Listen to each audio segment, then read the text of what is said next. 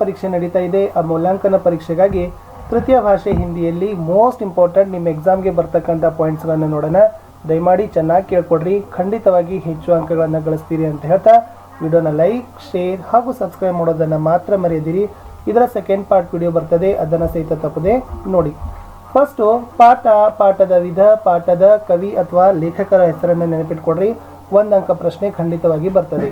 ಜೈ ಜೈ ಭಾರತ್ ಮಾತಾ ಕವಿತಾ मैथिली शरण गुप्त, गुलाब सिंह कहानी सुभद्रा कुमारी चौहान, स्वामी विवेकानंद जीवनी डॉक्टर जगदीश चंद्र, अनुशासनी शासने कविता डॉक्टर रमेश मिलन, मौसी कहानी भीष्म साहनी, चेरापूंजी से आया हूँ यात्रा वृत्तांत प्रदीप पंत, पर्यावरण बचाओ कविता परशुराम शुक्ल, भीम और राक्षस एकांकी विष्णु प्रभाकर, नफे के चक्कर में लोककथा संकलिता, चलना हमारा काम है कविता शिवमंगल सिंह सुमन, खेलो कूदो स्वस्थ रहो कवि निबंध संकलित, सड़क की रक्षा सबकी सुरक्षा संकलित, साथी हाथ बढ़ाना कविता साहिर लुधियानवी, सड़क की रक्षा सबकी सुरक्षा ಇದು ಕಹಾನಿ ಇರಬಹುದು. ಸೌರ ಊರ್ಜಾ ಲೇಖ ಸಂಕಲಿತ, ವೀರಾಂಗನಾ ಚೆನ್ನಮ್ಮ ವ್ಯಕ್ತಿ ಪರಿಚಯ ಸಂಕಲಿತ, पूर्वाक्षर का पूर्वाग्रह व्यंग्य रचना PS रामानुजम, रहीम के दोहे मध्यकालीन कविता रहीಮ. ಅದರಲ್ಲಿ ಒಂದು ಪ್ರಶ್ನೆ ಅಂತೂ ಕೂಡ ನಿಮಗೆ ಖಂಡಿತವಾಗಿ ಬಂದೇ ಬರ್ತದೆ. ಜೈ ಜೈ ಭಾರತ್ ಮಾತಾದಿಂದ ನೋಡೋಣ. ಇದು ಕವಿತಾ ವಿಧ मैथिली शरण गुप्त रವರು ಬರೆದಿದ್ದಾರೆ. जय जय भारत माता कविता के कवि कौन है? मैथिली शरण गुप्त. गुप्त जी को कौन सी उपाधि मिली है? पद्म भूषण. कवि किस देवी की वंदना कर रहे हैं? भारत माता की. हिमालय रूपी हृदय में क्या भरा है? स्नेह. पानी कैसे फूटा आता है? सौ सौ सोतों से. पानी में क्या खिले हैं? कमल. सुंदर भाव कहाँ पले है? इस धानी आंचल में. इन 2 अंकದ ಪ್ರಶ್ನೆಗಳಲ್ಲಿ ಪ್ರಶ್ನೆ 1, हिमालय के बारे में कवि की भावना क्या है?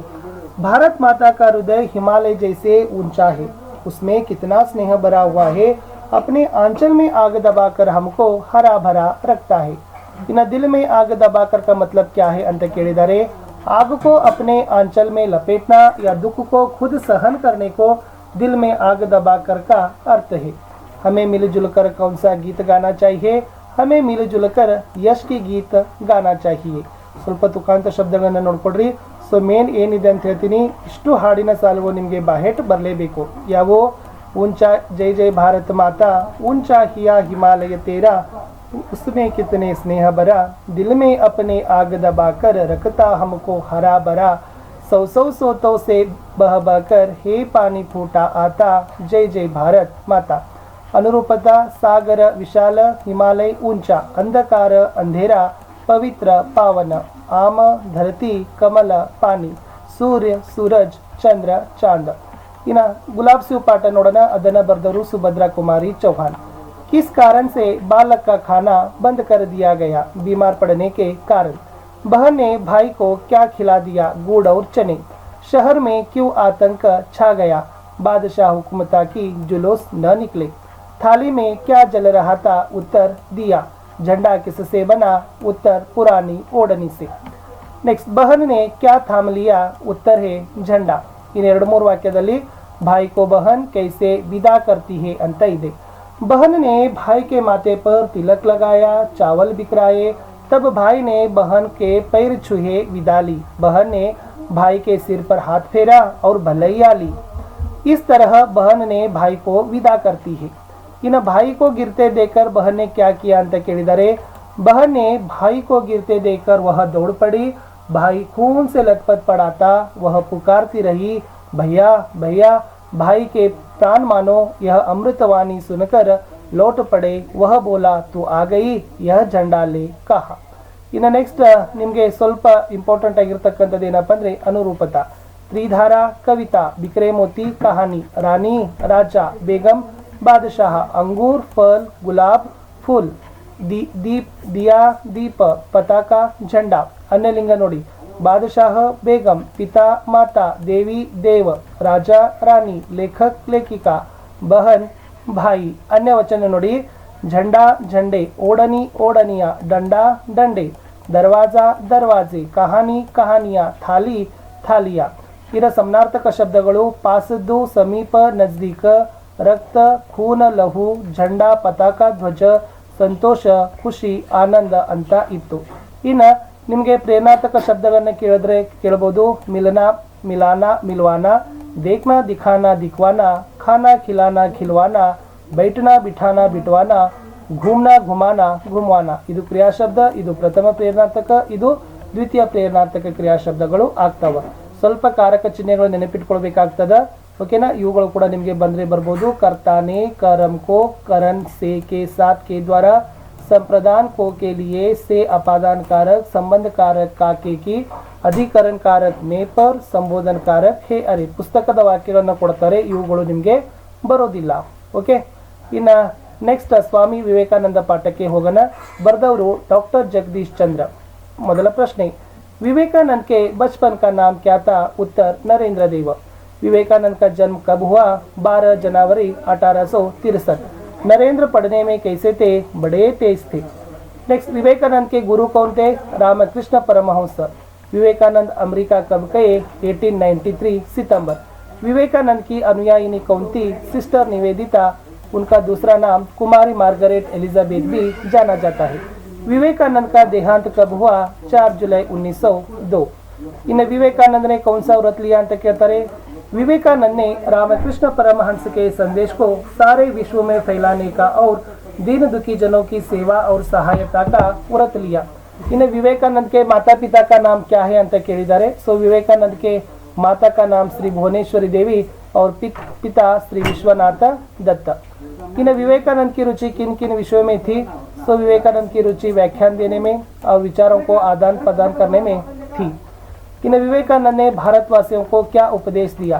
विवेकानंद अज्ञान, अंधविश्वास, अशिक्षा, विदेशी अनुकरण, दासता और दुर्बलता आदि विषयों पर भाषण देकर उनके बुरे प्रभावों को हटाने का भारतीय जनता को उपदेश दिया. इन्हें विवेकानंद ने किन किन देशों की यात्रा की? विवेकानंद ने अमेरिका, इंग्लैंड और स्विट्जरलैंड देशों की यात्रा की अंत बरीबेको. इन्हें last question very most important, Vivekananda ने जनता को ललकार कर क्या कहा? विवेकानंद ने जनता को ललकार कर, प्यारे देशवासियों वीर बनो, और ललकार कर कहो कि मैं भारतीय हूँ, अनपढ़ भारतीय, निर्धन भारतीय, ऊंची जाति का भारतीय, नीच जाति का भारतीय, सब मेरे भाई है. उनकी प्रतिष्ठा मेरी प्रतिष्ठा है, उनका गौरव मेरा गौरव है. इस तरह विवेकानंद ने ललकार कर भारतीयों को कहा. बहुवचनಗಳು रूढ़ी रूढ़ियाँ, सेवा सेवाएं, उपाधि उपाधियाँ, व्याख्या व्याख्याएं, आज्ञा आज्ञाएं, शाखा शाखाएं. अन्य लिंग माता पिता, घोड़ा घोड़ी, स्वामी स्वामिनी, बालक बालिका, अनुयायी अनुयायीन, शिष्या शिष्य. विलोम शब्द गौरव अगौरव, सत्य असत्य, स्वदेश विदेश, सबल दुर्बल, दुख सुख, धर्म अधर्म, समर्थ असमर्थ, ಜ್ಞಾನ ಅಜ್ಞಾನ. ಇಷ್ಟು ಏನಾಗಿತ್ತಪ್ಪ ಅಂದ್ರೆ ಮೋಸ್ಟ್ ಇಂಪಾರ್ಟೆಂಟ್ ಆಗಿರ್ತಕ್ಕಂಥ ವಾಕ್ಯಗಳಿತ್ತು. ಇನ್ನು ನೆಕ್ಸ್ಟ್ ನೀವು ಏನು ಎಕ್ಸಾಮ್ದಲ್ಲಿ ನಿಮಗೆ ಕೇಳ್ತಾರೆ ಅನ್ನೋದನ್ನು ಅಷ್ಟೇ ಹೇಳ್ತಾ ಇದ್ದೀನಿ. ಇನ್ನು ಅನುರೂಪತೆ ನೋಡ್ಕೊಡ್ರಿ.